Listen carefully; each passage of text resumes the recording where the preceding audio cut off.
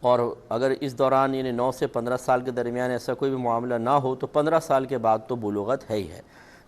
اور لڑکے میں یہ عمر 12 سے 15 سال کے درمیان ہوتی ہے، جب کبھی احتلام وغیرہ ہو جائے تو وہ بالغ، اور اگر ایسا نہیں ہوا تو 15 سال کے بعد لڑکے کو بھی بالغ ہونے کا حکم دے دیا جاتا ہے۔ جب انسان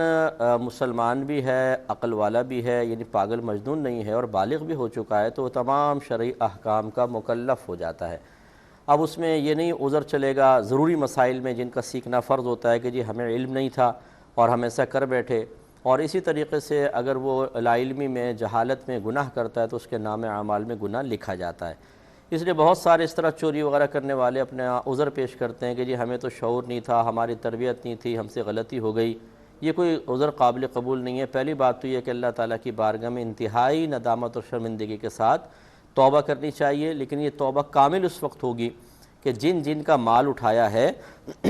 ان تمام تک وہ مال پہنچایا جائے، اور اگر یاد نہیں ہے کہ کس کا کتنا مال لیا تھا تو ایک اندازے کے ساتھ مطلب آپ ایک اماؤنٹ مقرر کریں، یعنی دل سے پوچھیں کہ کتنے میں نے پیسے چرائے ہوں گے، چاہے وہ سونے کی شکل میں، چاندی کی شکل میں، اگر اس کو پیسہ بنا لیا جائے تو کتنے ہوں گے۔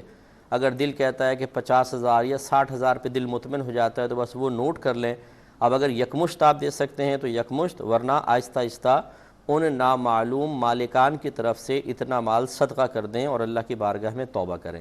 اور اگر وہ مالکان معلوم ہیں تو پھر اس کا طریقہ کار یہ ہوگا کہ ان سے معافی طلب کی جائے،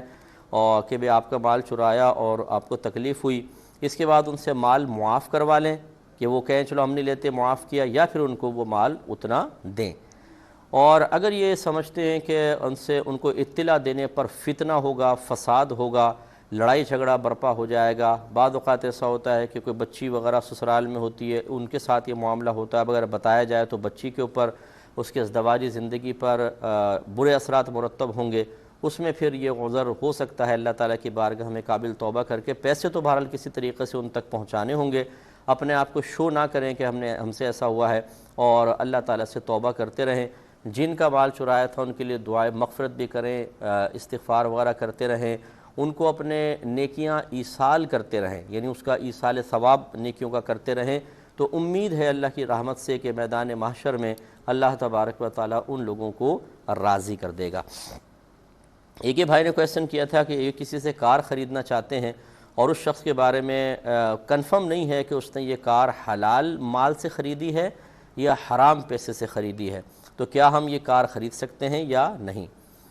دیکھیں، اس میں یہ ہوتا ہے کہ اگر کوئی شخص حرام مال کے سلسلے میں یعنی حاصل کرنے، خرید و فروخت کرنے یا لین دین کے معاملے میں بڑا معروف اور مشہور ہو، جیسے بعض خاندان میں اس طریقے سے لوگ معروف ہوتے ہیں، تو اس میں تو احتیاط چاہیے، لیکن مکمل تفصیل عرض کرتا ہوں ایک چھوٹے سے بریک کے بعد۔ بسم اللہ الرحمن الرحیم۔ تو آپ کی خدمت میں گزارش کر رہے تھے کہ اگر کوئی خاندان میں یا آپ کے دوستوں میں یا اہل محلہ میں کوئی شخص ایسا ہے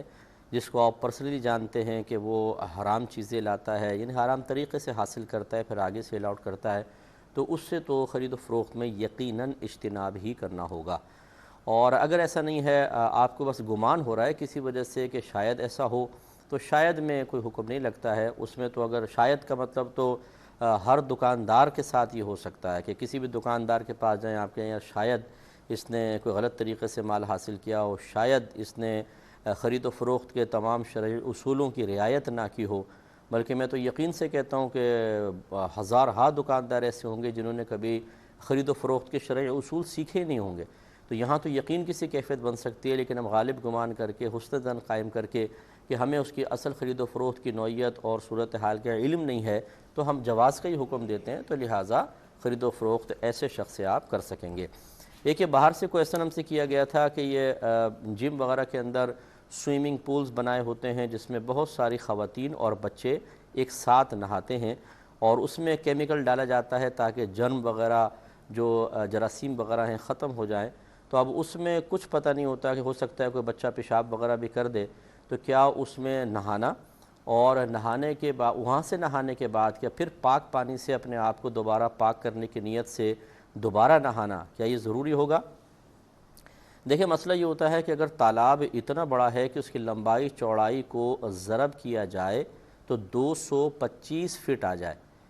جیسے 45 فٹ یوں ہیں، 9 فٹ یوں ہیں، اس کو آپ ملٹیپلائی کریں لمبائی چوڑائی کو تو 225 فٹ جواب آ جائے، تو یہ بڑا حوض یا بڑا تالاب